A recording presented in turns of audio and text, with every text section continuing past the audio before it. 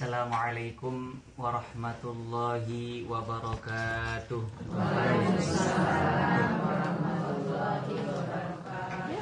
Bismillah walhamdulillah wassalatu wassalamu ala sayyidina rasulillah sayyidina wa maulana Muhammad ibn Abdillah wa ala alihi wa ashabihi wa mawalah, amma ba'd. Ibu-ibu, bapak-bapak yang dirahmati Allah, alhamdulillah pada pagi menjelang siang hari ini kita bisa berkumpul bersilaturahim di tempat yang insya Allah berkah ini ya, dalam keadaan yang baik ya. Ini merupakan satu nikmat yang luar biasa dari Allah Subhanahu wa taala yang patut kita syukuri. Kata Rasulullah sallallahu alaihi wasallam, ya, ni'matani maghbunun fihima katsirun minan nas. Ada dua nikmat yang seringkali kita itu tidak sadar, Bu. Apa dua nikmat itu? Yang pertama as-sihah. Nikmat apa, Bu? Kesehatan. Kalau kita nggak sehat bisa datang ke sini nggak, Bu? Nah, itu yang pertama. Yang kedua wal farol, yaitu nikmat kita diberi nikmat waktu luang ya. Alhamdulillah saya baru tahu tadi ternyata hari ini hari libur, Bu ya. Iya. Ya. Jadi berarti ini satu nikmat, satu anugerah dari Allah yang alhamdulillah kita manfaatkan untuk kebaikan. Nah, ini coba kalau pas nggak libur, mungkin banyak di antara kita yang karena kerja, karena kesibukan nggak bisa hadir, Bu ya. Ya nggak cocok waktunya. Nah ini kenikmatan yang seringkali kita tidak sadar, tapi sebetulnya ini anugerah dari Allah. Ya alhamdulillah kita berkumpul bersilaturahim, membawa iman, membawa Islam ya, nikmat yang luar biasa dari Allah Subhanahu wa taala. Yang kedua, sholawat serta salam semoga tetap tercurahkan kepada junjungan kita Nabi besar Nabi Agung Muhammad Sallallahu Alaihi Wasallam, yang berkat petunjuknya, berkat ajarannya ya, kita bisa mendapat hidayah, kita bisa berkumpul hari ini dalam keadaan iman dan Islam. Kalau tidak melalui risalah, tidak melalui ajaran Rasulullah, nggak ada Islam, Bu. Benar, Bu ya? Ya, kebetulan kita juga baru melewati bulan kelahirannya ya, bulan Maulid, bulan Rabiul Awal ya. Mudah-mudahan setelah berakhir Rabiul Awal semakin kita ditambah rasa cinta kepada beliau, sehingga kelak di akhirat ya, di akhirat saya sempat cerita ya di bulan lalu, mudah-mudahan di akhirat nanti kita termasuk umat yang mendapat syafaatnya beliau ya. Karena kalau kita mengandalkan amal kita, Bu, nggak ada yang bisa kita banggakan, Bu ya. Amal kita ya, kita sholat nggak khusyuk, kita sedekah nggak seberapa. Jadi kalau seumpama di akhirat itu amal kita dipertontonkan, Bu, jadi bukannya kita bangga, malah mungkin kita malu, Bu, karena begitu banyak kekurangannya, betul, Bu ya. Nah, tapi apa yang kita harapkan? Yang kita harapkan tidak lain adalah syafaat dari Rasulullah Sallallahu Alaihi Wasallam. Maka kata seorang ulama, walaisali amalun alqal alima bihi. Saya itu kata seorang ulama namanya Syekh Muhammad bin Sulaiman Al-Jazuli, saya itu tidak punya amal yang saya banggakan di hadapan Allah siwa mahabbatikal uzma wa iman, selain kecintaanku yang begitu mendalam kepada engkau ya Rasulullah dan keimananku. Dengan itu saya berharap mudah-mudahan saya mendapat syafaat di hari kiamat. Dan kita juga termasuk di dalamnya, umat yang mendapat syafaat Rasulullah Sallallahu Alaihi Wasallam. Bapak Ibu yang saya hormati, tadi seperti dinyatakan ya, saya juga tersentuh ya dengan cerita Ibu bagaimana proses perjuangan belajar Al-Quran.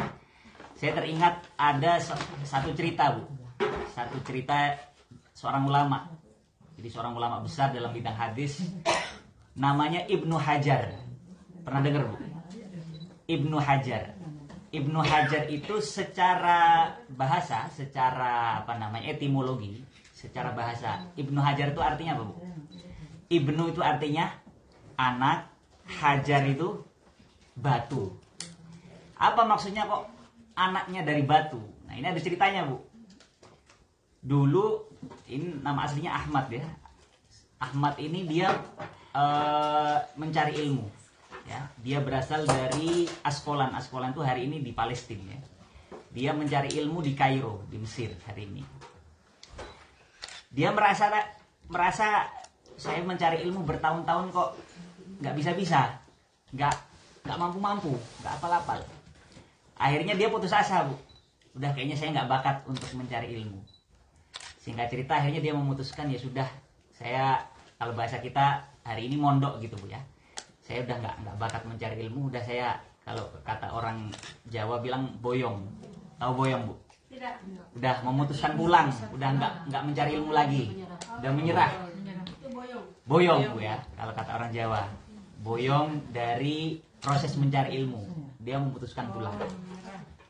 Satu ketika di tengah jalan, perjalanan pulang, dia sudah memutuskan udah nggak merasa nggak sanggup mencari ilmu, turun hujan.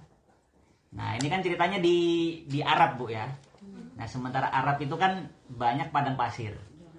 Di tengah perjalanan ada hujan.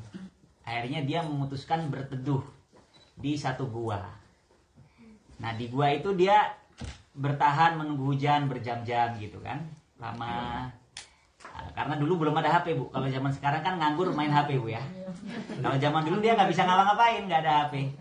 Akhirnya dia bengong aja, merenung. Yang dia lihat itu batu. Batu dia lihat terkena air. Setetes demi setetes demi setetes sampai berjam-jam.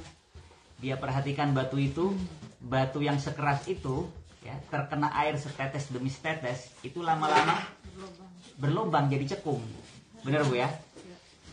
Nah di situ dia berpikir, batu yang keras saja itu terkena air sedikit demi sedikit, setetes demi setetes, itu bisa bolong, bisa cekung. Masa saya yang diciptakan Allah dengan akal, ya, dengan pikiran, saya belajar sedikit demi sedikit nggak ada yang tembus, kan gitu ya. Akhirnya yang awalnya dia rencananya itu mau pulang, tidak mau melanjutkan mencari ilmu, dia memutuskan balik lagi Bu. Balik lagi mencari ilmu, semakin termotivasi, semakin semangat, semakin tekun, dan alhamdulillah lalu Allah takdirkan dia jadi ulama besar ya, namanya Ibnu Hajar Al-Asqalani. Itu ulama besar dalam bidang hadis ya, dan fikih. Nah, ini menjadi motivasi untuk kita supaya kita tidak mudah menyerah, yang pertama. Yang kedua, apapun proses kita mencari ilmu ya, kadang kita menemui kesulitan, menemui kesusahan ya, apapun hasilnya itu Allah sudah melihat prosesnya Bu ya. Jadi dalam satu hadis ya yang terkenal ya, dinyatakan man salaka thoriqon yaltamisu fihi ilman, barang siapa yang menempuh jalan, tujuannya apa Bu? Bukan buat jalan-jalan ya. Barang siapa yang menempuh jalan yaltamisu fihi ilman, untuk mencari ilmu, mencari ilmu ya. Jadi nggak disebut apakah dia dapat, apakah dia sukses, apakah dia memahami, itu nggak disebut.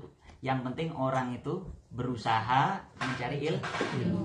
Nah, kata Allah, barang siapa ya, kata Rasul tadi ya, man salaka thariqan yaltamisu fihi ilman sahalallahu lahu thariqan ilal jannah, maka akan dimudahkan jalannya ke surga.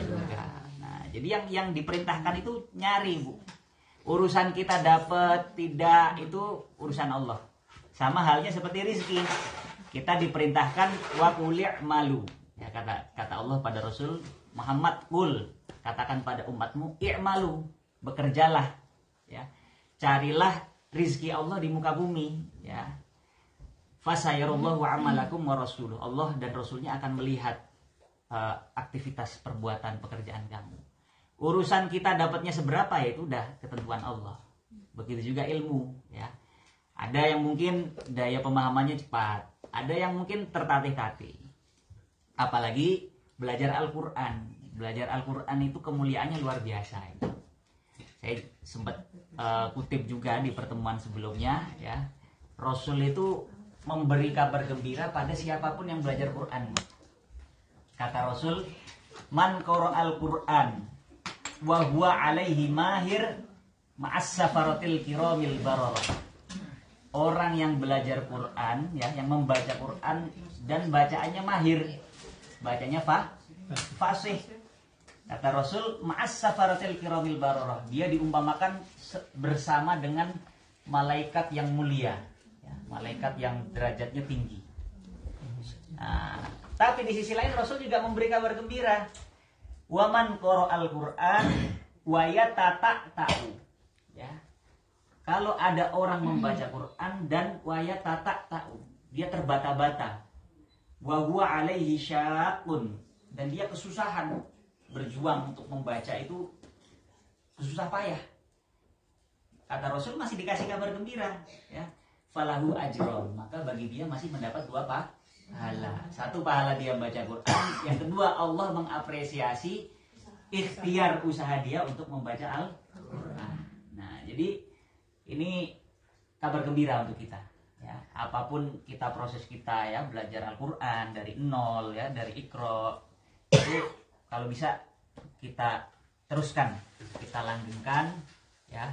Insya Allah kita akan diberi pemahaman oleh Allah Subhanahu wa taala. Ya. Termasuk ini yang juga diterapkan oleh guru-guru kami, ya. Saya sempat cerita juga. Jadi kami punya guru itu, kalau ada orang tua, ya, datang kepada beliau udah tua gitu, ya, udah pensiun, datang kepada beliau itu malah disuruh menghafalkan Quran. Padahal kalau secara logika, ya, melihat matematika umur begitu, ya, itu nggak nyampe. Dengan usianya, dengan kemampuan rasionya yang sudah berkurang, ya, itu kalau dilihat udah nggak sanggup, udah susah ngapal Quran, apalagi 30 juz. Tapi kenapa tetap diperintahkan? Karena tadi, kalaupun kemudian di tengah jalan itu wafat, ya, meskipun belum sampai bisa, belum sampai mahir, itu dicatat Allah sebagai orang yang wafat dalam keadaan mencari ilmu. Dan itu fadilahnya, keutamanya luar biasa. Makanya ya tadi, kita nggak melihat usia, nggak pandang umur, pokoknya semangat terus untuk belajar Al-Quran, ya. Apalagi Rasul sudah menjamin khairukum man ta'allamal Quran wa 'allamahun nas. Sebaik-baik kalian, kata Rasul, ya, yang pertama man ta'allamal Quran, itu orang yang mau belajar Al-Quran. Yang kedua, kalau sudah bisa, syukur-syukur, wa 'allamahun nas, dia juga mau mengajarkan kepada orang lain, ya, dari orang-orang terdekat, keluarga, anak, ya, pasangan. Jadi ini satu jaminan yang luar biasa dari Rasulullah Shallallahu Alaihi Wasallam. Bapak Ibu yang saya hormati, ya, jadi seperti disebutkan tadi, insya Allah pada pertemuan kali ini kita akan membahas tentang apa yang disebut sebagai iman, kemudian Islam, dan ihsan, ya. Ini 3 pilar, ya, 3 hal paling pokok dalam Islam. Jadi asal usulnya gini, Bu. Satu ketika dalam satu hadis dijelaskan, ya. Jadi dalam satu hadis yang diriwayatkan Sayyidina Umar, bainama nahnu julusun ma'a Rasulillah sallallahu alaihi wasallam. Satu ketika kami sedang duduk-duduk seperti ini bersama Rasulullah. Jadi para sahabat sedang duduk-duduk bersama Rasulullah, ya. Ya, duduk-duduknya ya belajar, ya. Duduk-duduk pengajian seperti ini, halaqah seperti ini. Kemudian idza'a rajulun. Satu ketika di tengah kami duduk-duduk itu tiba-tiba datang seorang laki-laki, ya, yang tidak dikenal di daerah itu. Tidak dikenal di Madinah, walam yuro fihi atharus safar. Tapi di sisi lain juga nggak kelihatan dia datang dari pergi jauh, ya. Jadi ada seorang datang, dia tidak dikenal di lingkungan situ, tapi juga tidak kelihatan dia orang yang baru datang dari jauh, gitu. Bisa dipahami, Bu, ya? Lalu tiba-tiba orang itu tanya, ya Muhammad, wahai Muhammad, akhbirni anil iman, tolong beritahu saya tentang iman. Lalu Rasul jawab, al iman antuk minabillah. Iman itu berarti engkau percaya, engkau iman kepada Allah, wa malaikatihi, dan kepada malaikat, wa kutubihi, dan pada kitab-kitab Allah, wa rusulihi, dan pada Rasul Allah. Kemudian wabil yaumil akhiri, pada hari akhir. Yang terakhir wabil qodoi khairihi wa syarrihi, dengan ketentuan Allah yang buat kita baik atau yang tidak baik ya, qada qadar. Nah, ini nanti kita tahu hal-hal yang disebutkan Rasul tadi kita kenal sebagai rukun apa Bu? Rukun Islam apa rukun iman Bu? Iman ya. Ada berapa Bu rukun iman Bu? 6 tadi Bu ya. Iman pada Allah, malaikat, kitab, Rasul, hari akhir, qada dan qadar. Lalu orang tadi bilang asabta, ya kamu benar. Nah, para sahabat bingung. Ini orang nanya, tapi kok malah dibenerin sendiri. Ya, jadi dia nanya kepada Rasul, tapi dia malah mengkonfirmasi sendiri. Ya, kamu benar jawaban kamu. Nah, ini kan aneh lah ya. Lalu dia tanya yang kedua, wa akhbirni anil Islam. Tolong beritahu saya tentang apa sih Islam itu. Lalu Rasul jawab, al-Islam antashhada alla ilaha illallah wa anna muhammadan rasulullah. Yang pertama, kamu bersaksi bahwa tidak ada Tuhan selain Allah dan Muhammad sebagai utusan. Yang kedua, wa tuqimus shalah, dan kamu mendirikan salat. Yang ketiga, wa tu'tiyaz zakah, kamu membayar zakat. Yang keempat, wa tasuma Ramadan, kamu puasa Ramadan. Yang kelima, wa tahujjal baita inistata'ta ilaihi sabila, kamu menunaikan haji kalau mampu. Jadi ini yang kemudian kita kenal sebagai rukun Islam. Ada berapa Bu? 5.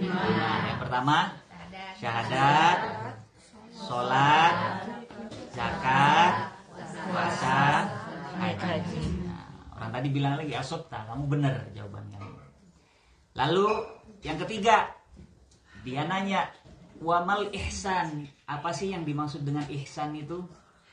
Rasul jawab, al ihsan ya an ta'budallaha ka'annaka tarah fa illam takun tarah fa innahu yarak. Jadi ihsan itu kamu selalu merasa bahwa seolah-olah kamu ta'budallah, kamu menyembah, menghamba pada Allah, seolah-olah Allah itu ada di hadapan kamu ya. Seolah-olah kamu berhadapan dengan Allah. Fa illam takun tarah fa innahu yarak. Kalau kamu nggak bisa merasa seperti itu, minimal kamu selalu merasa bahwa Allah itu senantiasa mengawasi kamu. Nah, itu yang disebut ihsan ya. Ihsan itu secara bahasa artinya kebaikan, baik. Nah, ihsan ya. Yang keempat ya, orang itu tanya, wa matas sa'ah, dan kapan sih hari kiamat itu? Apa jawaban Rasul? Apa Bu? Kata Rasul, mal mas'ul bi'a'lama minas sa'il. Jadi yang ditanya tidak lebih tahu dari yang bertanya. Maksudnya apa Bu? Sama-sama tidak tahu, sama nggak tahu ya. Jadi ada Rasul itu Bu, meskipun manusia makhluk terbaik Bu ya, kekasih Allah, Habibullah, tapi ada hal-hal yang tetap menjadi rahasia Allah Bu ya, yang tidak diketahui oleh Rasul kan gitu. Kita dengan pasangan ya, meskipun kita itu sudah cinta mati sama pasangan, tetap ada rahasianya Bu ya, bener gak Bu? Tetap ada hal-hal yang tidak bisa kita ungkapkan meskipun dengan pasangan kita. Benar Bu ya? Perasaan kita kan gitu. Ya, kan tetap ada hal-hal yang tetap tersembunyi. Ya. Allah juga begitu. Oh, nggak masalah. Kan gitu. Nah, misalkan kita punya apa? Kerentek, kalau orang Jawa bilang kerentek itu apa Bu? Perasaan di hati. Wah, suami saya kok begini kan gitu. Ya kalau gitu lebih baik nggak usah diomongin kan gitu ya. Nah artinya memang dalam Al-Quran pun beberapa kali ketika ada sahabat bertanya ya kepada Rasul misalkan, yas'alunaka 'anir ruh, wahai Muhammad, para sahabatmu bertanya tentang ruh misalkan. Jawaban Allah ya qulir ruhu min amri rabbi. Masalah ruh itu urusan Allah. Wa ma utitum min ilmi illa qalila. Kamu tidak diberi pengetahuan kecuali sedikit. Nah, begitu juga masalah kiamat ya. Kita cuma dikasih tahu, dikasih bocoran tanda-tandanya, Tapi kapan persisnya kiamat itu nggak ada yang tahu. Nah, sama kayak kita mau ujian, dikasih kisi-kisinya Bu. Kalau dikasih soalnya ya nggak jadi ujian kan gitu. Ya.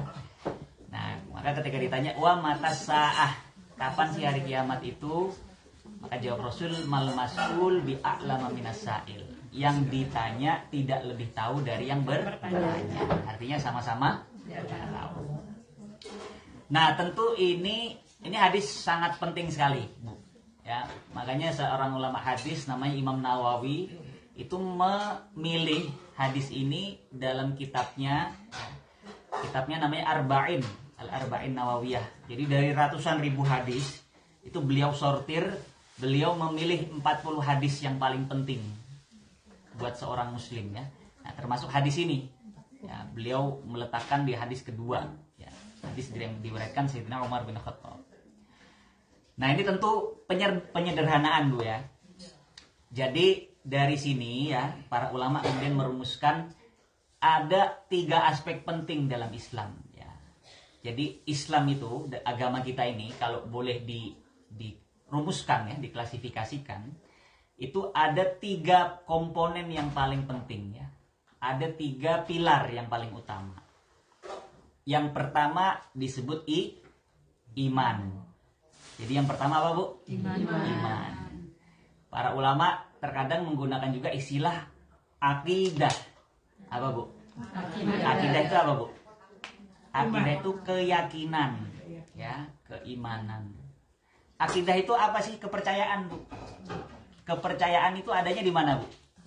Di hati, di dalam diri kita. Kita iman pada Allah, kitab iman pada Rasul, pada kitabnya, hari kiamat. Itu kan adanya di dalam hati, ya. Gak nampak di apa namanya, secara fisik kita gak nampak. Adanya dalam hati. Itu iman. Nah, iman ini nanti dikembangkan lebih lanjut para ulama ya, dalam satu pengetahuan yang kadang disebut ilmu kalam. Pernah dengar Bu? Atau kadang juga disebut ilmu tauhid ya, karena berurusan dengan keesaan Allah kebanyakannya. Memang tadi Rasul cuma nyebut kan, iman itu kamu iman pada Allah, iman pada Rasul, iman pada kitab, dan seterusnya dan seterusnya. Tapi ini kan general Bu ya, sangat umum sekali ya, sangat general sekali. Nah, maka itu perlu diperinci. Oh iya, kita iman pada Allah pasti kan gitu. Tapi seperti apa sih, atau bagaimana sih sifat-sifat Allah? Nah, ini yang nanti kemudian dirumuskan oleh para ulama. Ya, makanya ulama merumuskan ada yang disebut sifat wajib. Sifat wajib Allah biasanya dijelaskan ada 20. Kalau dulu di kampung-kampung ya dilakukan Bu. Allah wujud kidam baqa mukhalafatul lil hawadisi qiyamuhu binafsihi wahdaniyah budrat iradat ilmun hayat sama basor kalam qadiran muridan aliman hayyan sami'an basiron mutakalliman. Jadi para ulama merumuskan ada 20 sifat wajib bagi Allah. Yang pertama Allah wujud, ya pasti Bu ya. Allah itu pasti eksis, pasti ada. Apa bedanya wujudnya Allah sama kita? Kita bisa dilihat. Ya satu. Apalagi Bu? Wujudnya kita itu butuh diwujudkan. Kita ini kalau nggak diwujudkan Allah, ada nggak Bu? Nggak ada. Jadi hakikatnya wujudnya kita itu bergantung pada Allah. Tapi kalau wujudnya Allah ya, kalau bahasa orang Barat itu causa prima. Itu wujud yang tidak butuh penyebab yang lain ya. Justru Allah lah yang menyebabkan terwujudnya hal-hal yang lain. Maka wujudnya Allah wujud yang hakiki, wujud yang paling sempurna, yang paling dasar. Nah, itu. Kalau kita kan wujudnya diwujudkan. Yang kedua Allah qidam, Allah terdahulu, la awwala lahu. Tidak ada yang awal, tidak ada yang mendahului Allah. Nah, kalau ada yang mendahului Allah kan berarti Allahnya baru muncul. Kan gitu Bu ya. Nah, makanya Allah itu tidak ada awalnya. Semua yang ada hari ini itu ya setelah Allah. Begitu juga Allah baqo. Allah itu abadi, ya, sampai akhir, tidak akan musnah. Beda dengan makhluk. Makhluk ada awalnya, ada akhirnya. Kalau Allah enggak. Mukhalafatul lil hawadis. Allah berbeda dengan makhluk. Makanya ya enggak bisa kita bayangkan seperti apa. Kan gitu. Qiyamuhu binafsihi. Allah juga independen, tidak bergantung pada yang lain. Kayak kalau kita bisa, Bu, kita tidak bergantung pada nikmatnya Allah, pemberian Allah, bisa nggak? Nggak bisa, kan gitu. Nikmat kesehatan dicabut aja kita udah kelimpungan, Bu, ya. Nah, sakit gigi aja udah, kan gitu. Nah, itu dirumuskan para ulama, ya, ada detailnya. Begitu juga Rasul, didetailkan. Rasul itu sifatnya seperti apa, jumlahnya ada berapa.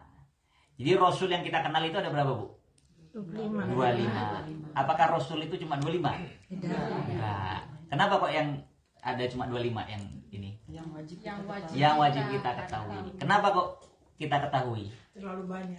Karena 25 ini yang namanya disebut Al-Qur'an. Aslinya banyak, Bu. Menurut satu hadis Rasul menyatakan Nabi itu jumlahnya ada 124.000.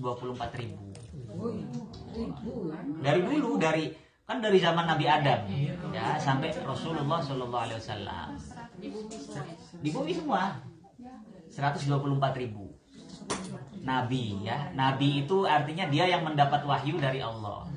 Ada lagi Rasul. Rasul itu ya Nabi yang wajib menyampaikan pesannya. Nah, itu kata Rasul ada 313.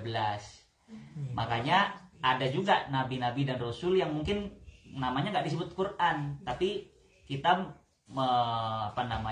meyakini, ya, atau mengetahui adanya nabi-nabi dan rasul-rasul itu. Misalkan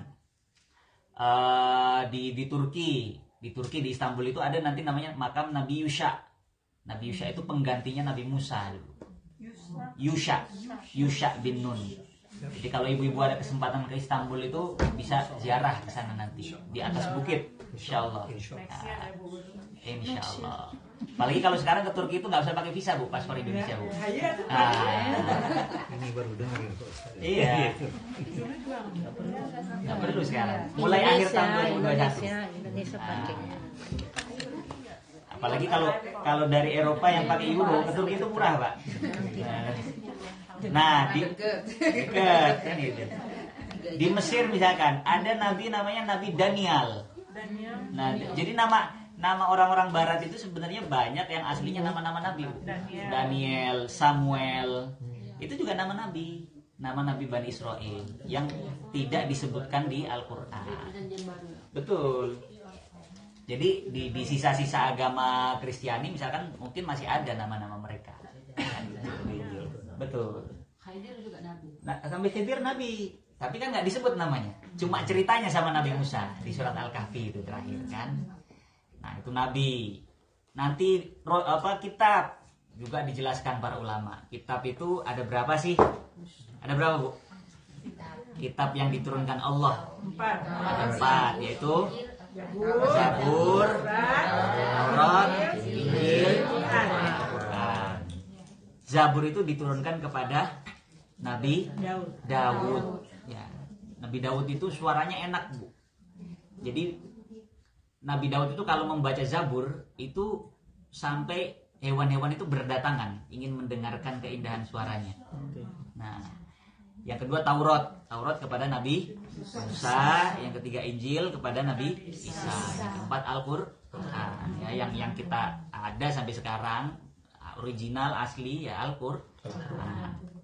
Itu kitab. Nanti hari kiamat dijelaskanlah alamat-alamatnya, tanda-tandanya. Begitu juga kodok kodar, ya. Itu iman, Bu, ya. Jadi kalau kitabnya dulu yang terdahulu memang berupa kitab juga tulisan. Jadi kalau dulu wallahu a'lam, Bu, ya, kita tidak tahu pastinya, tapi mungkin bisa jadi berupa ya mushaf tadi, berupa lembaran-lembaran, tapi kita nggak tahu. Gitu. Yang jelas yang kita yakini itu diturunkan Allah kepada nabi-nabi. Kalau namanya kitab dalam bahasa Al-Quran, bahasa Arab itu memang buku, ya, kitab. Nggak mesti, Bu. Oh, nggak mesti. Jadi Al-Quran itu yang disebut Al-Quran itu aslinya bacaannya. Fisiknya yang ibu-ibu bawa itu disebutnya mushaf Al-Quran ya, atau mushaf saja. Tapi Al-Quran itu sebenarnya ya isinya itu. Jadi kalau tadi ada yang dibilang ada berapa kitab nih Al-Quran, kitab itu bukan. Kitab itu isinya. Isinya. Makanya kitab-kitab terdahulu kita nggak ada yang tahu yang bertahan sampai hari ini ya isinya. Nah jadi itu iman. Kita ya yakin, kita percaya, kita iman ya Bu. Penasaran aja. Ya. Kalau Taurat itu kan untuk Yahudi ya. Ya, ya. Bible dan Ya. Al-Quran. Ah. Kalau yang Jabur itu larinya ke agama atau Ya, jadi aslinya begini Bu. Hakikatnya semua ajaran Nabi itu sama. Karena kata Allah inna dina indallahil Islam. Hakikatnya ajaran yang dibawa nabi-nabi terdahulu itu ya Islam. Ya sama seperti kita kan gitu. Nah, tapi apa yang terjadi pada umat-umat terdahulu, kata Al-Quran itu yuharrifunal kalima amma wadhi'ih. Jadi umat-umat terdahulu terutama pemuka-pemuka agamanya ya, itu mengubah-ubah, mengotak-ngatik isi dari kandungan kitabnya yang asli ya. Setelah nabinya wafat begitu ya, itu udah nggak karuan. Makanya kemudian mohon maaf mungkin di ajaran agama Nasrani menjadi Trinitas kan gitu. Hakikatnya yang diajarkan Nabi Isa itu ya Allah Maha Esa, Allah Tunggal kan gitu. Nah jadi hakikatnya isi Zabur, Taurat, Injil itu sama Bu ya. Kalaupun kemudian ya tadi kita melihatnya Taurat ini untuk Yahudi, kemudian Bible untuk Nasrani, Injil itu ya karena kemudian tadi dalam proses perjalanannya itu agama ini yang ajaran Nabi tadi menjadi agama yang kita kenal hari ini dengan ajarannya sendiri ya. Itu prosesnya begitu. Aslinya nggak begitu dulunya ya semua pasti tauhid mengajarkannya.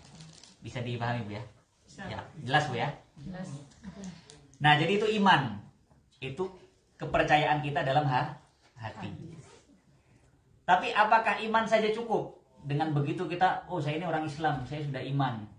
Apakah begitu saja cukup buat agama kita? Enggak. Karena kalau agama Islam ini hanya sekedar iman, ya mohon maaf, jadi nggak ada bedanya dengan kebatinan Bu. Yang penting percaya, yang penting yakin, yang penting iman, kan gitu. Nah maka ada dimensi yang kedua, ya, yang disebut Islam. Ya, yang disebut Islam. Islam ini maksudnya para ulama menjelaskan ini yang kita sebut sebagai syariah. Ya. Apa yang kita sudah iman Ibu, sudah yakin iman dengan Allah, kebenaran Rasul, kan gitu. Lalu setelah itu apa sih ajaran yang dibawa oleh Rasul yang diturunkan oleh Allah sebagai pedoman panduan hidup kita sehari-hari. Nah, itu yang nanti kemudian menjadi syariat. Syariat itu hubungannya dengan af'alul khalq, dengan perbuatan manusia. Jadi syariat ini sederhananya semacam aturan perundang-undangan Bu. Kan kita hidup bernegara itu juga butuh aturan undang-undang. Begitu juga kita beragama ya.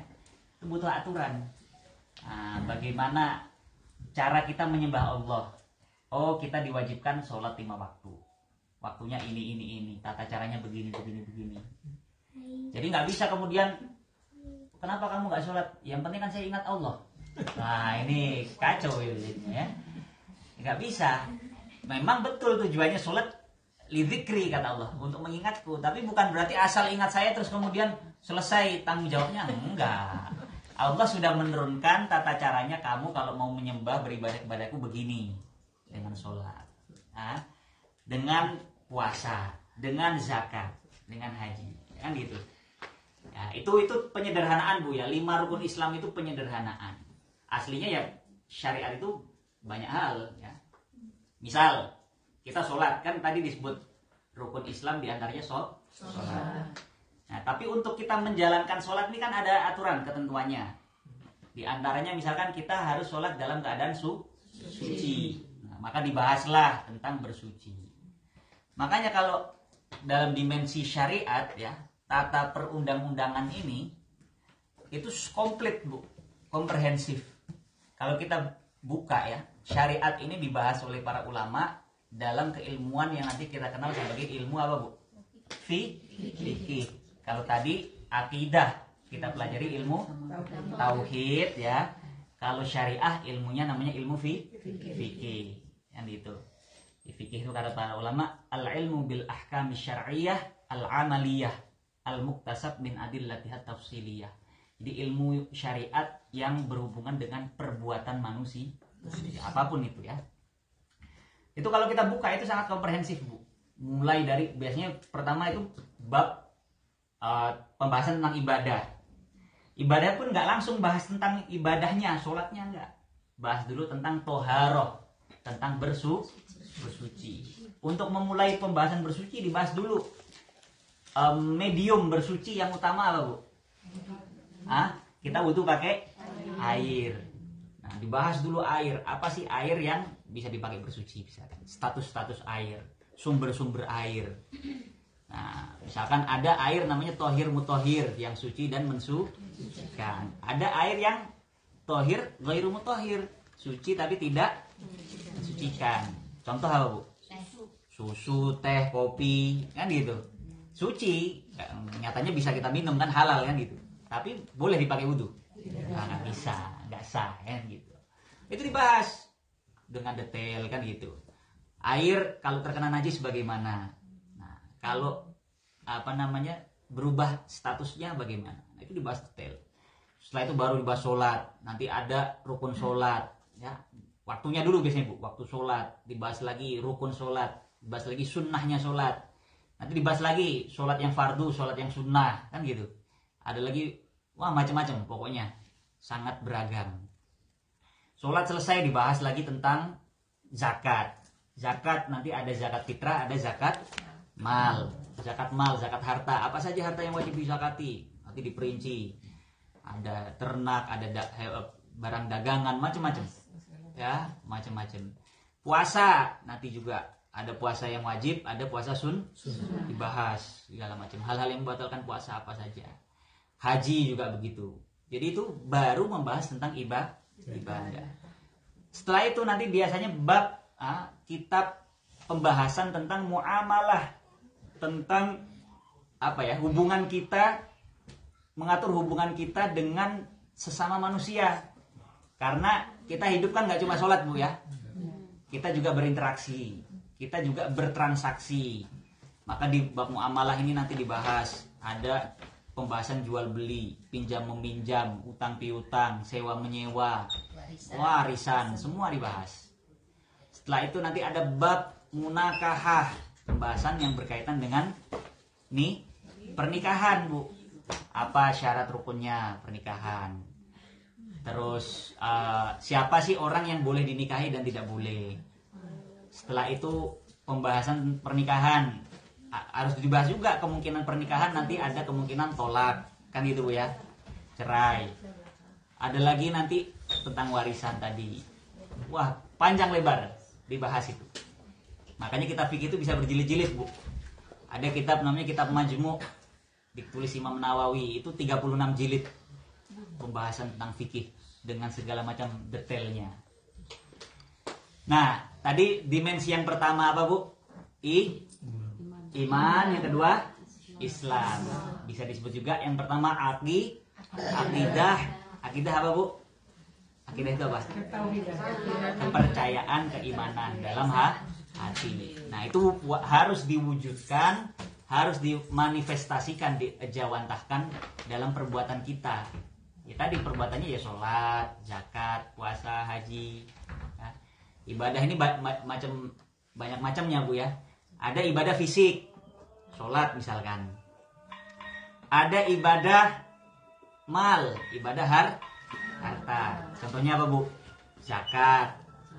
Ada ibadah ya fisik ya harta, haji.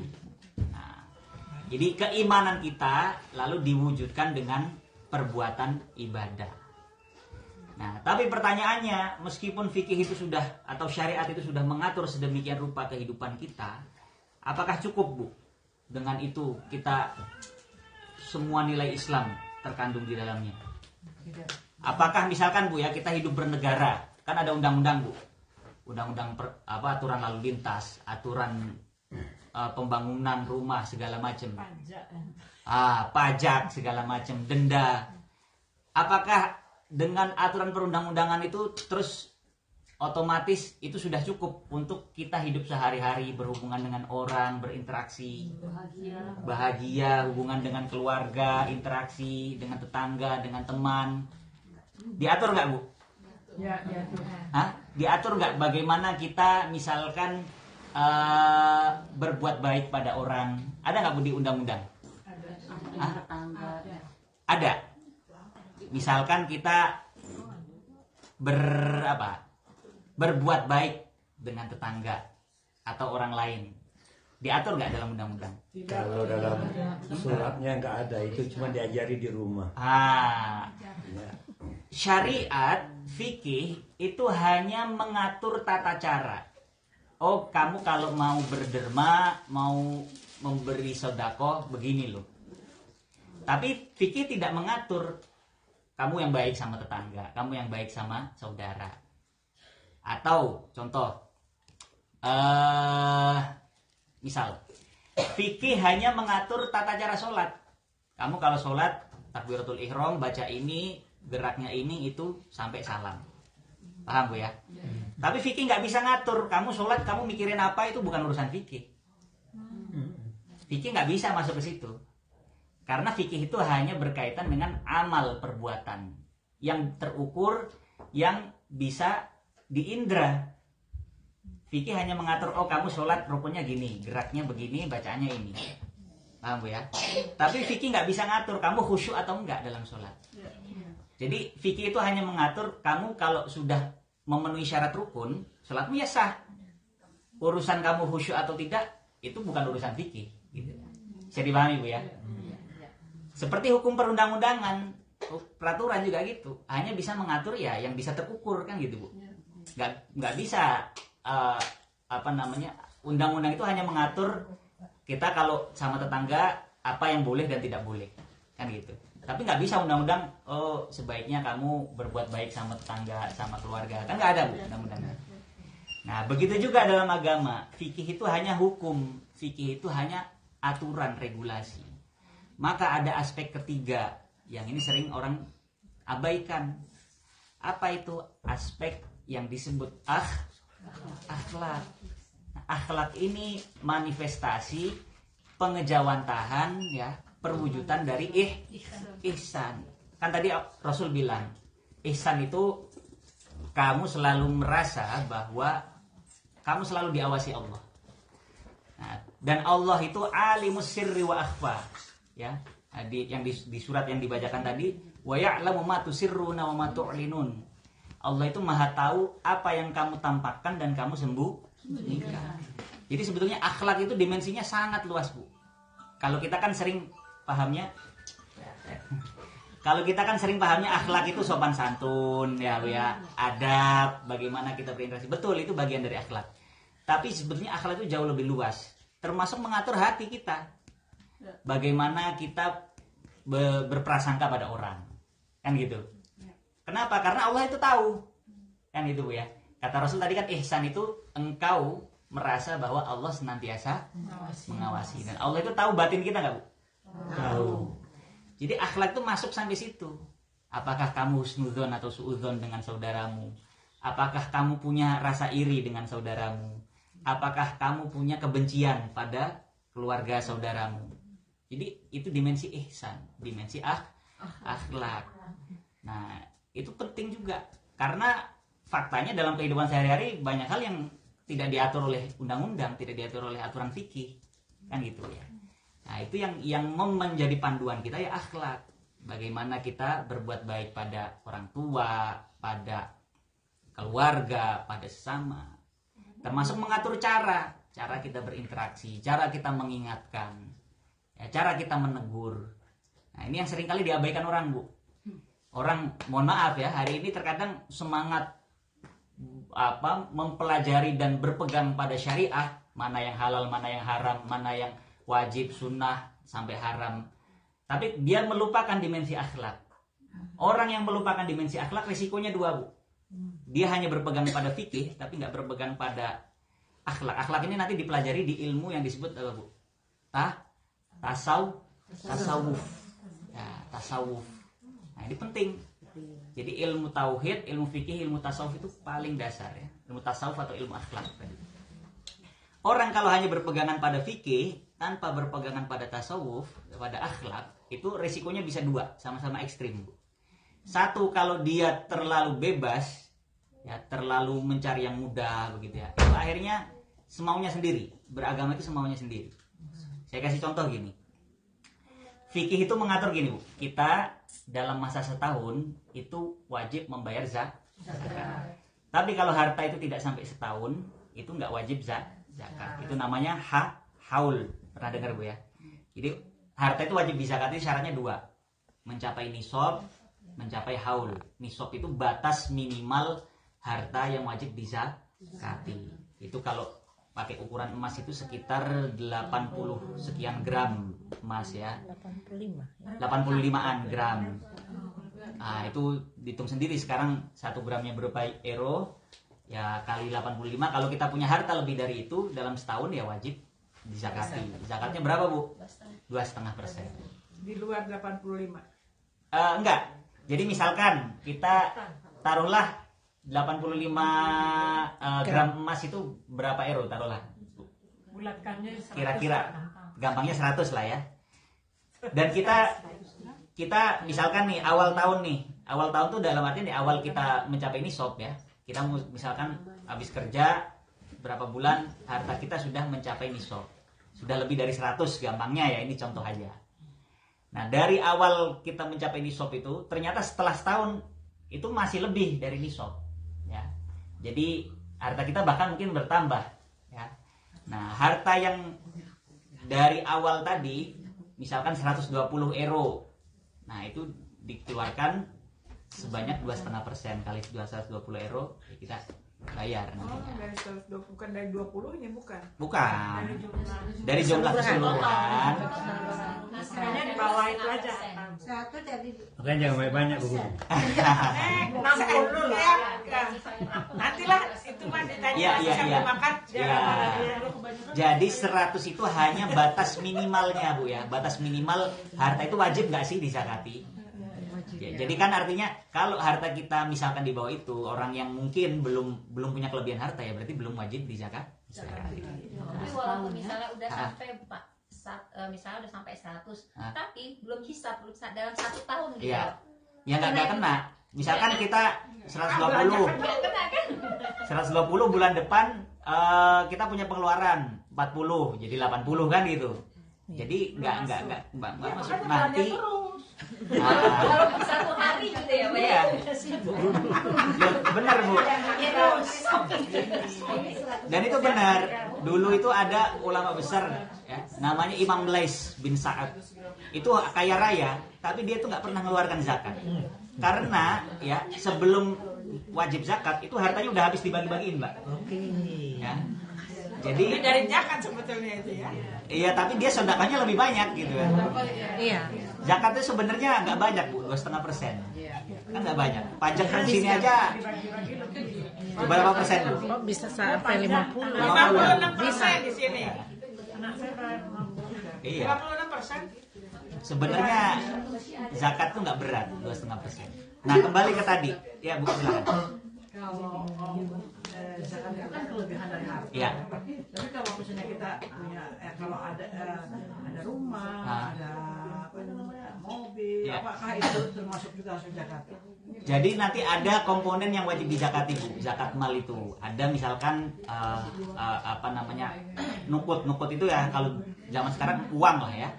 Ada barang dagangan, ada perhiasan, ada ternak dan lain-lain. Tapi yang kalau harta tidak bergerak dalam artian yang memang kita pakai ya, mobil, rumah, sifatnya untuk kita tempati itu tidak kena zakat. Nah, Tapi kalau disewakan,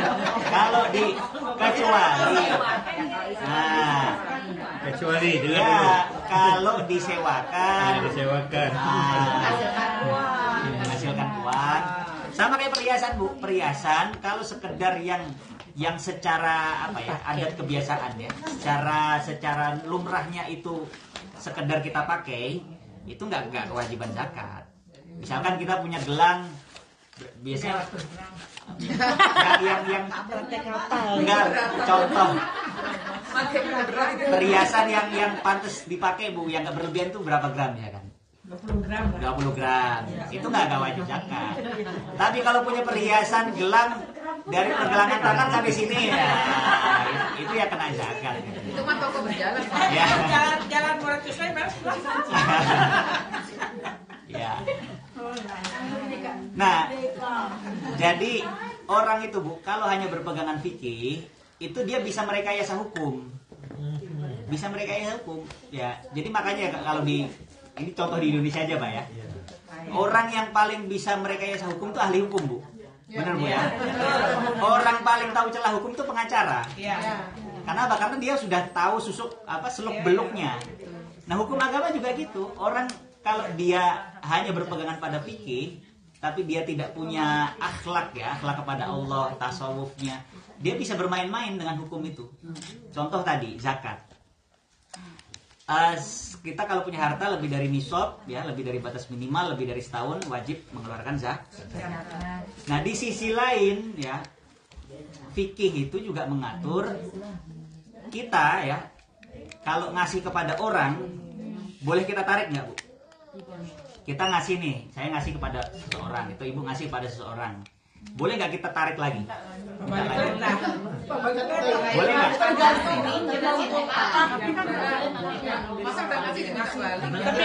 Nah, secara hukum kita bicara secara hukum kita meminta balik itu apa? Enggak, maksudnya gini, apakah itu balik menjadi milik kita?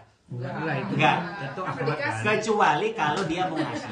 Nah, kembali kecuali fikih itu mengatur pemberian yang boleh ditarik lagi secara mutlak menjadi hak kita itu pemberian seseorang kepada anaknya. Jadi ibu kalau ngasih sesuatu ke anak, entah uang, entah apapun itu ibu minta lagi, ibu langsung ambil ibaratnya ya. Meskipun anak itu nggak setuju, itu hak ibu. Nah, orang kalau bermain-main dengan hukum tuh bisa gini Bu.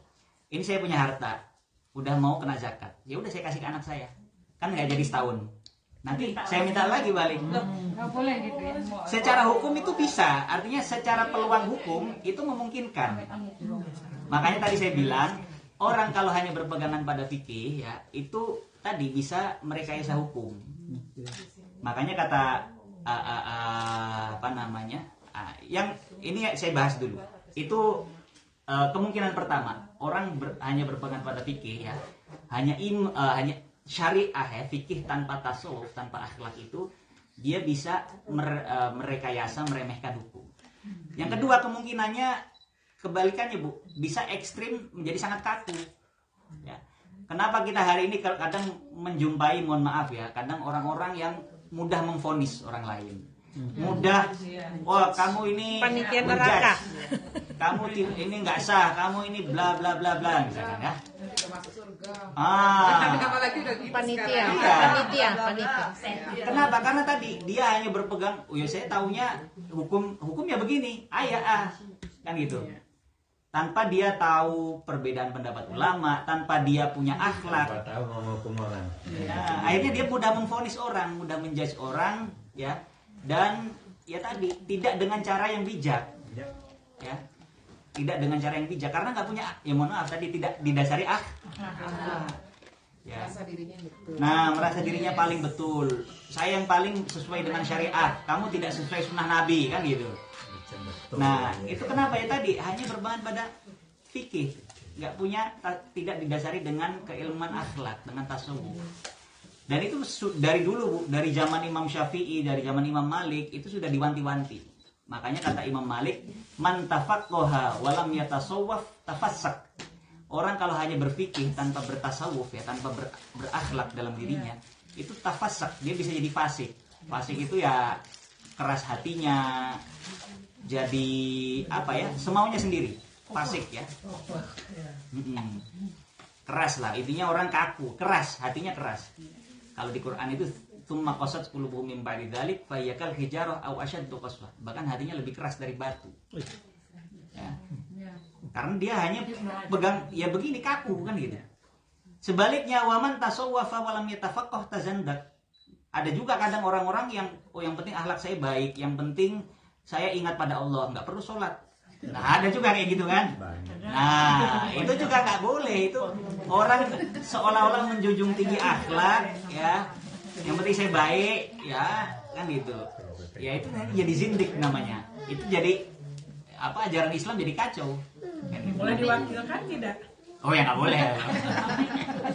Zindik itu mengabaikan ajaran Islam. Karena bagaimanapun Allah itu juga menurunkan syariat kan gitu. Allah menurunkan kamu kalau mau ibadah pada saya caranya sholat kan gitu. Zindik ya. Tazandak, zindik itu sederhananya ya tadi orang yang mengabaikan hukum-hukum Allah. Maka dua ini harus bergandengan Bu. Ya kita berpegangan pada fikih, pada syariat itu penting. Itu pegangan kita. Memang orang harus perlu panduan hukum kan gitu. Tapi juga hukum ini nggak cukup. Kayak kita berinteraksi. Kan nggak ada aturan undang-undang Belgia mengatur bagaimana kita berinteraksi baik sama orang, kan enggak. Kecuali kalau udah ada konflik. Ah, kan gitu. Jadi hukum ini panduan kita ya, bagaimana taat lalu lintas, taat peraturan. Tapi juga ada hal-hal yang tidak diatur hukum yang kita harus jadi panduan, yaitu akhlak, tasawuf ini ya. Jadi itu 3 dimensi dalam Islam yang paling inti ya. Iman, Islam, ihsan. Itu kadang ulama menerjemahkannya menjadi akidah, syariah, akhlak. Ya. Ilmu tauhid, ilmu fikih, ilmu tasawuf. Itu 3 pilar Islam yang kalau ditinggal salah satu ya jadinya kacau. Berarti semua itu harus berjalan bersama. Harus berjalan bersama, Bu. Harus berjalan bersama. Balance. Iya. Ini saya punya waktu sampai jam berapa? Kalau masih lama masih banyak sebenarnya. Jam berapa? Sudah, karena ada pertanyaan. Oh gitu, dicukupkan dulu ya. Iya. Nanti ada pertanyaannya yang panjang. Oh ya, boleh. Gak apa-apa Bu. Saya justru senang. Kalau bisa saya. Kita mah tergantung supir ya. Malam pulang malam. Tergantung yang bawa. Silakan. Jadi udah? Ya, silakan. Selesai. Oh ya. Terima kasih Pak Ustadz atas tausiahnya tentang iman. Oh banyak Ibu. Saya nyiapin masih banyak materi. Oh, mungkin nanti bisa dilanjutkan ya. Iya, sambil makan nanti. Sambil makan. Boleh. Setelah iman, Islam, dan ihsan. Yang 3 ini adalah pilar dari agama kita. Nanti. Yang 3 ini adalah pilar dari agama kita yang harus berjalan Balance. Beriring Pak Ustadz Iya. ya. Kayak Ibu nyetir itu loh Bu. Nyetir itu kan ya tangannya main, kakinya main, matanya juga main Bu ya. Nah kalau salah satu nggak main ya. Iya. Jadi berislam juga gitu ya. Iman, Islam, ihsan itu. Ya, mudah-mudahan nanti kita bisa menjalankan ini semuanya yang di Pak Ustadz tadi bilang bahwa yang penting kita berusaha untuk mencari ilmu tentang yang 3 ini. Ke acara selanjutnya adalah tanya jawab. Biasanya tanya jawab itu adalah dari peserta audiens kepada pemberi ilmu materi. Siapa saja. Tapi kali ini adalah ibu guru yang akan bertanya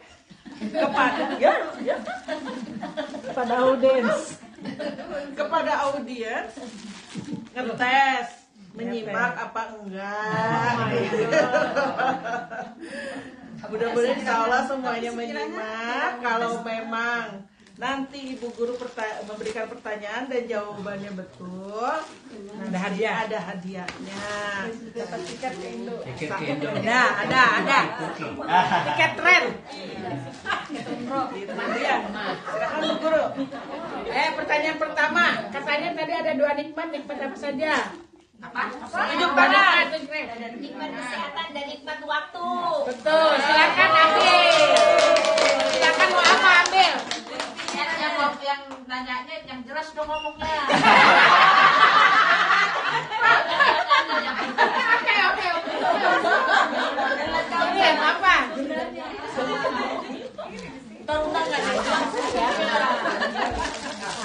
Langsung. Karena waktunya sedikit. Silakan duduk lagi. Pertanyaan kedua. Nah, di Turki ada makam Nabi siapa namanya? Tunjuk tangan. Udah. Ambil langsung. Yang paling mahal. Cepat. Nanti keburu saya ambil. Ini masih lanjut.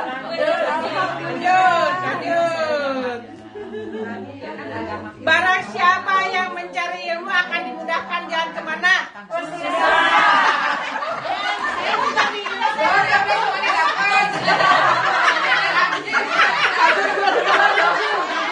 Tapi paling duluan diambil. Tunjuk tangan dulu. Sekarang jangan langsung ngomong, ditunjuk baru ya, oke? Ya telat ya aturannya. Ditunjuk baru ngomong. Dengarkan lagi. Iya. Kalau yang lancar baca Quran, kedudukannya sama dengan siapa? Malaikat. Jangan ngomong dulu. Udah dijawab kami. Ambil. Semangat. Kenapa ya? Ini juga. Ya, boleh. Ini apa ini? Jangan acak-acak tuh. Ambil saja langsung jadi pilih. Pertanyaan seterusnya, silakan. Yang sudah duduk lagi. Nggak boleh. Kelamaan ambil kado. Iya, ngadu-ngadu kayak nyobra. Dengarkan lagi. Yang terbata-bata membaca Al-Quran ada berapa pahalanya? Udah jangan. Desi. Ulang lagi, Bu.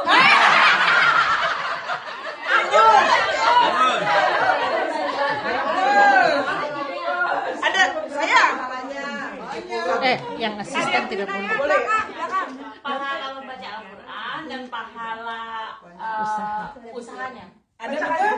Ya. Ambil. Yang mana, Kak? Cepat. Yang mana? Pilihin. Lempar. Dengarkan lagi yang lain. Apa yang dimaksud dengan iman? Berarti lu bau. Siapa yang bisa jawab? Iman adalah akhlak.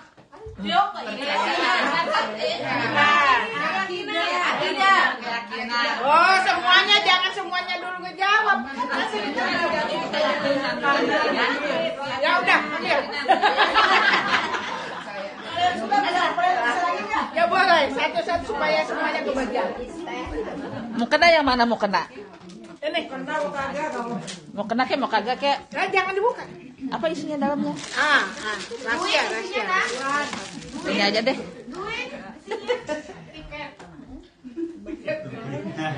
Ada 3 aspek penting dalam Islam apa saja? Sudah jangan. Desi. Iman, Islam, ihsan. Betul? Betul.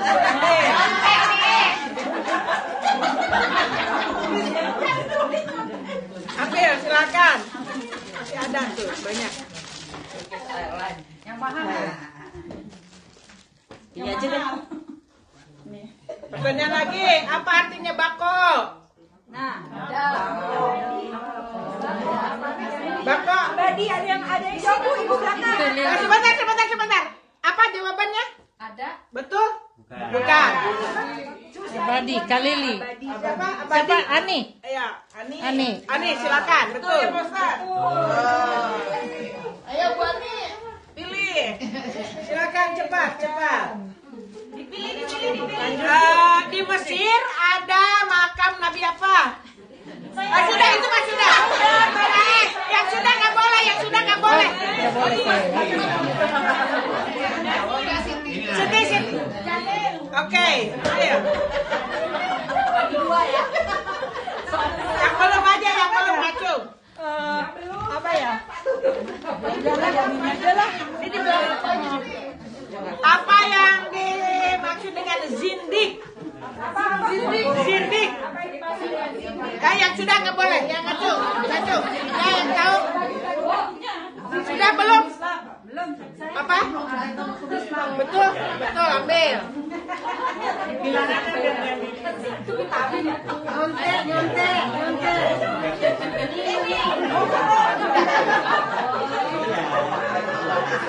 Sudah, dengarkan lagi. Apa yang dimaksud dengan ilmu fikih? Acung dulu, Acung. Pas. Ilmu fikih. Apa yang Syariat. Ya, apa fikih? Imam Acung terus. Udah. Kalau udah nggak boleh lagi. Sudah. Itu siapa yang jawab? Sapu. Ada yang jawab ilmu syariat. Ada yang jawab ilmu syariat. Apa? Aturan apa? Betul? Bukan. Betul masalah tauhid bukan ya? Fikih kan? Bukan. Fikih itu syariat, aturan. Itu sudah dapat hadiah sudah. Hadiah. Alam. Soal ibadah berfikir boleh dibetulkan? Tidak tepat, ya? sepenuhnya.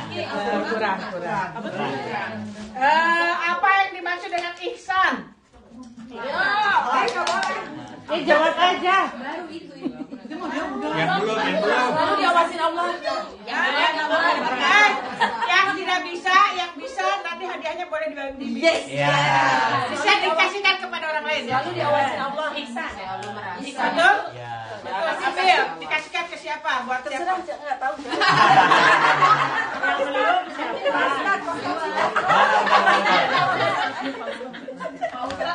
Udah. Boleh ambil dikasih ke siapa? Mau apa dong? Kau ini.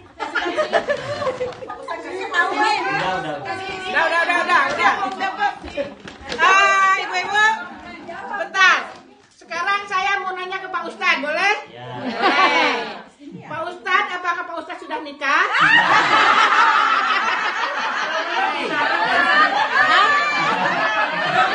Jawab dulu. Ya, mohon doanya aja, Bu. Ini hadiahnya untuk tambah-tambah seserahan. Amaran. Tambahin satu lagi nih. Punten. Mau sedikit katanya untuk calon istri. Nanti orang Kan dia mau tukar katanya Imam. buat Pak Ustadz itu. Seserahan. Ada lagi konsentrasi ya. Sedikit lagi nih. Ayo pertanyaannya adalah Kapan adanya kiamat? Tidak.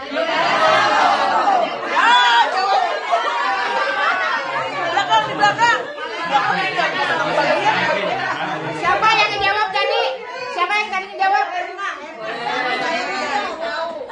Yang di belakang duluan. Karena ini ada kuping juga. Silakan ambil. Ya sebentar lagi soalnya sini lagi. Habis.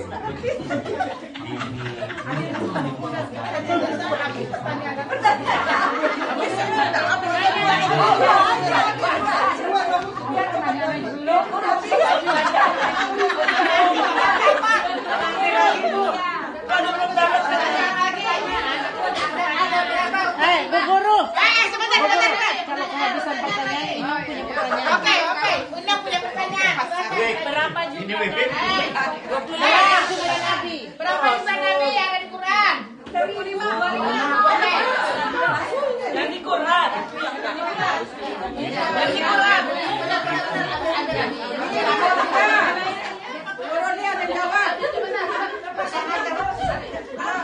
Siapa lagi yang punya pertanyaan? Silakan bertanya. Oh, bertanya. Rindu menjawab tadi.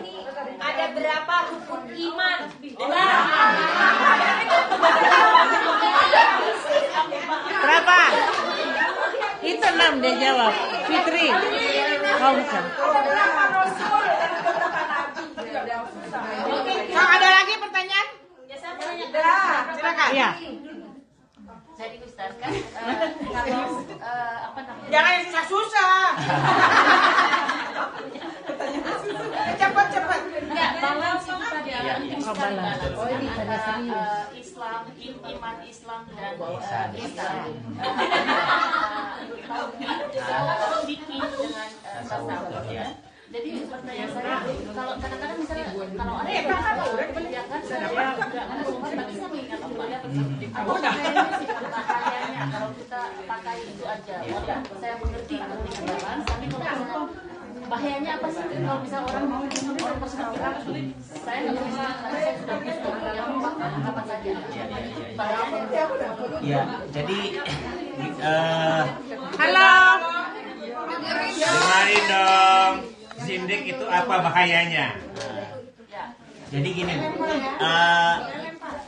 dalam syariat itu ada hal-hal yang kalau istilah para ulama itu qat'iyatus tsubut, yang sudah pasti, yang tidak mungkin ditafsirkan lain, dan kalau kita menafikan itu sama seperti kita menafikan Islam itu sendiri. Jadi gini maksudnya, orang yang menafikan hal-hal yang sudah disepakati ya, ini bukan khilaf gitu ya, itu bisa dianggap secara fikih itu bisa dianggap keluar dari Islam. Contoh gini Bu, orang nggak sholat, kalau dia nggak sholat karena males, itu sejauh-jauhnya dia nggak sholat ya, meskipun dia mungkin bertahun-tahun nggak sholat, tapi dia tahu ini sholat wajib, tapi saya nggak, ya saya malas gitu kan, saya belum bisa segala macam, saya sibuk, apapun alasannya, Kadang-kadang. itu dia separah-parahnya itu statusnya masih fasik. Fasik itu artinya orang Muslim yang dosa besar. Ya. Tapi nggak sampai. Tapi orang yang meyakini sholat itu nggak wajib, itu justru dianggap keluar dari Islam. Karena apa? Karena dia berarti menafikan, menyelisihi satu hal yang sudah menjadi kesepakatan dalam rukun Islam, ya, kewajiban sholat. Kalau orang yang nggak sholat karena malas kan, ya dia tahu itu wajib gitu. Tapi dia ya memang sayanya ya nggak mau segala macam kan gitu. Makanya malah justru lebih bahaya orang yang tadi, yang penting saya ingat Allah apa gitu. Karena berarti dia tadi menafikan ya hukum-hukum yang sudah diturunkan Allah. Kan gitu. Itu ya.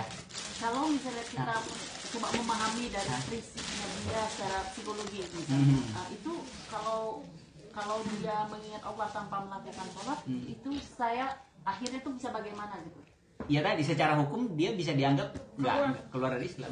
Konsekuensinya nanti bisa gini Bu, orang ya yang jadi prinsipnya gini, setiap orang yang wafat dalam keadaan masih Islam itu wajib bagi kita untuk menunaikan haknya ya, dimandikan, disolati, dikafani, dikuburkan.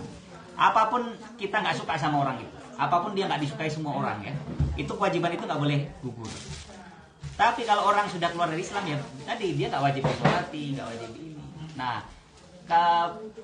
tadi ya kalau kemudian orang prinsipnya ya yang penting saya ingat Allah tanpa perlu sholat segala macam ya, berarti keislamannya ya dipertanyakan kan gitu, secara status dirinya ya.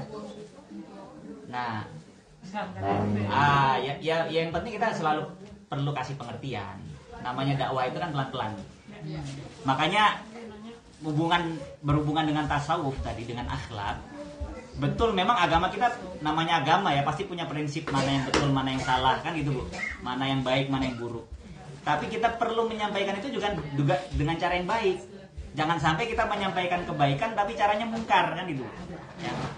Makanya Allah perintahkan di Quran, ud'u ila sabili rabbika bil hikmah wal mau'izatil hasanah. Kita sampaikan kebaikan itu dengan cara yang juga baik dan dengan hikmah, dengan kebijaksanaan. Guru-guru kami itu Bu kalau mencontohkan ya kan, kalau menghadapi orang yang belum mau sholat, sama Bu kasusnya, belum mau sholat, itu pelan-pelan ya, kalau belum bisa 5 waktu ya minimal sehari sekali lah.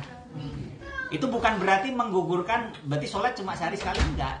Tapi kita melihat kondisi seseorang ya, ini perlu bertahap, kan nggak bisa langsung kamu langsung sholat 5 waktu, tahajud, duha, tasbih ya, itu kan nggak mungkin. Sekali kalau dia sudah bisa istiqomah ditambah. Nah itu namanya tadi bagian dari akhlak kita dakwah. Jadi dakwah yang sebenarnya itu bukan melempar vonis sana sini, melempar kamu begini kamu begitu, bukan. Tapi namanya dakwah itu dari kata bahasa Arab itu artinya apa? Ngajak. Kalau orang ngajak yang benar kan, silakan ibu-ibu ada pengajian jam sekian di rumah ini, kan nggak awas kalau ibu-ibu nggak datang.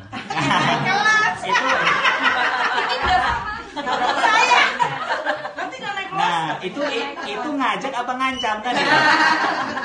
Nah, Islam itu prinsipnya dakwah, ngajak. Nah makanya perlu dibarengi dengan akhlak tadi. Ya. Satu kebaikan, satu kebenaran dibarengi juga dengan cara yang baik dan benar. Gitu ya kira-kira. Ya. Pak Ustadz, boleh ya. Monggo yang mana dulu silakan. Bagaimana memahami yang dikatakan bahwa harta yang kita berikan adalah itulah harta yang kita miliki sebetulnya. Nah itu bagaimana dengan kita memahami untuk misalnya saya kan harus 2,5%. Ya. Itu kan ada aturannya. Terus apakah kalau saya misalnya punya tabungan misalnya let's say Rp1.000, terus saya inginnya 800 euro, 800 ketika itu. Terus saya nggak bisa istilahnya nggak bisa makan atau nggak bisa apa gitu. Apakah begitu atau bagaimana? Ini langsung jawab Bu ya. Jadi panduan Islam gini Bu, orang bersedekah itu alladzina lam yusrifu wa lam yaqturu wa kana baina dzalika qawama. Orang yang tidak israf, tidak berlebih-lebihan. Kita punya duit 1.000 euro, kita kasih semua. Besok anak kita kelaparan kan. Nah, itu juga nggak bijak. Walam yakturu, tapi juga nggak genggam, nggak pelit. Nah, wa kana baina dzalika qawama. Ya tengah-tengah lah. Ya itu kan yang tahu yang bisa mengukur kita sendiri kan. Nah, jadi panduannya gitu. Jadi ya 2,5% tuh ukuran minimal yang wajib kita zakati. Syukur-syukur kalau punya kelebihan boleh kan gitu. Yang penting tadi juga jangan sampai. Makanya kan prinsipnya gini. Rasul itu kalau menyebut sedekah itu nggak sempit maknanya. Hatta ma'at amta fi imro'atika. Bahkan ini kalau buat suami gitu ya. Bahkan nafkah yang kamu beri untuk memberi makan istrimu, anakmu itu ya bernilai sedekah. Sedekah itu dimulai dari orang terdekat. Makanya kalau kita bersedekah itu ya yang penting tadi nafkah wajib kita sudah tertunaikan. Kalau ada kelebihan itu diutamakan orang-orang terdekat. Kita mungkin punya keponakan, punya saudara, punya sepupu yang mungkin membutuhkan. Itu diprioritaskan. Jadi di Quran itu alladzi jaril qurba, yang dekat dulu. Kalau sudah semua terpenuhi, yang jauh orang lain kan gitu. Janda juga harus di ini ya. Duh, gini Bu. Maaf. Harus diberi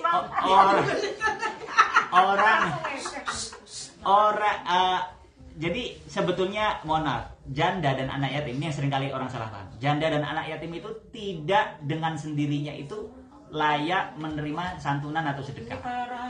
Karena gini,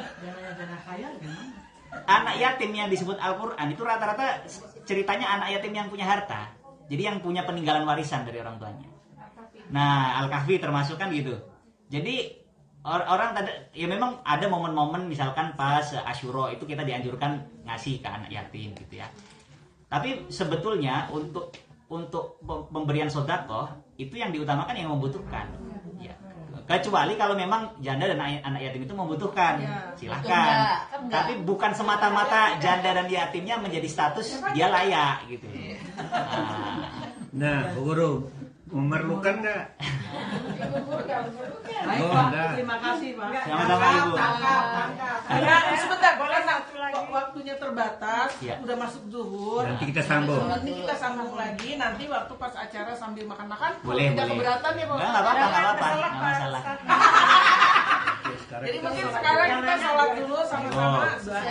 Iya. Tutup doa dulu Pak. yang dari Bu Lucy mau di ini sekarang atau? Iya, papernya saya lupa, Oh, tapi iya. umum aja, diumumkan saja. Ya.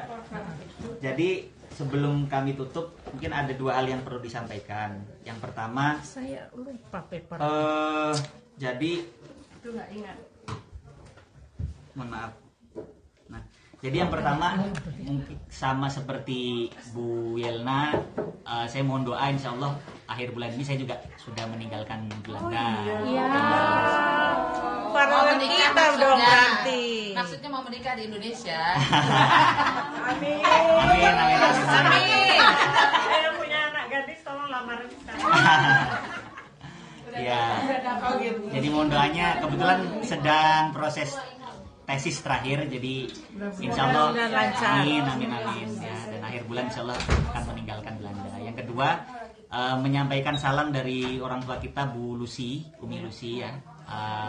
Kebetulan nggak bisa hadir karena mau pulang ke Indonesia, mau vakansi ya. Dan beliau titip salam kepada ibu-ibu, juga titip amanah. Kebetulan beliau termasuk diamanahi untuk membantu. Jadi kebetulan di Belanda ada proses pembangunan masjid di Utrecht. Nah, kebetulan saya diminta menyampaikan ke Bu Leli. Ini ada daftarnya begitu kira-kira ya. Di ada rekeningnya segala macam di sini, nanti mungkin bisa lebih lanjut dengan Bu Leli. Mungkin kalau cash lebih bagus biar langsung Ustadz Oh ya. enggak. Nanti sama jadi satu aja sama Bu Leli ya. Lebih enak biar terkoordinir. Bu Leli nggak semuanya punya cash. Ada rekening. Ya, Ada makanya rekening. lebih baik langsung ke sini aja biar satu pintu. Ya. Jadi saya juga nggak tanggungan di sini. Ya, itu saja. Ya. Ya, mari kita berdoa bersama. Semoga apa yang kita jalankan ya pada pagi sampai siang hari ini bermanfaat. Ya, bisa menambah keimanan kita, bisa menambah semangat kita dalam belajar Al-Quran, dalam menjalankan agama. Yang kedua, semoga kita pasti semua punya hajat dunia akhirat ya. Tuan rumah Bu Yelna mau pindah ya, mau hijrah ya. Yang lain-lain mungkin kita semua punya hajat, semoga dimudahkan oleh Allah Subhanahu wa taala. Ala hadhihi wa ala kulli niyatin shalihah wa ila hadratin Nabil Mustafa Muhammadin sallallahu alaihi wasallam wa alihi wa sahbihi wa dzurriyyati wa ali baiti ajmain. Al-Fatihah. Iya.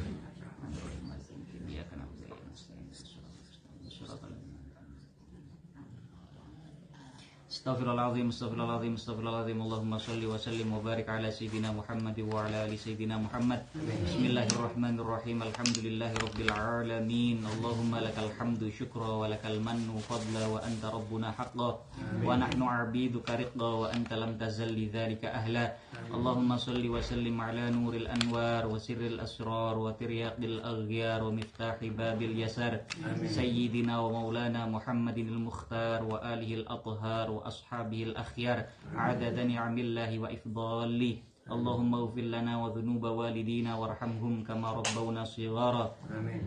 Allahumma ij'al jam'ana hadha jam'an marhuma waj'al tafarruqana min ba'dihi tafarruqan ma'suma wa la taj'al minna wa la fina shaqiyan wa la mahruma. Wa sallallahu ala sayyidina Muhammadin wa ala alihi wa sahbihi wa sallam. Subhana rabbika rabbil izzati amma yasifun wa salamun ala al-mursalin walhamdulillahi rabbil alamin. Siril Fatihah.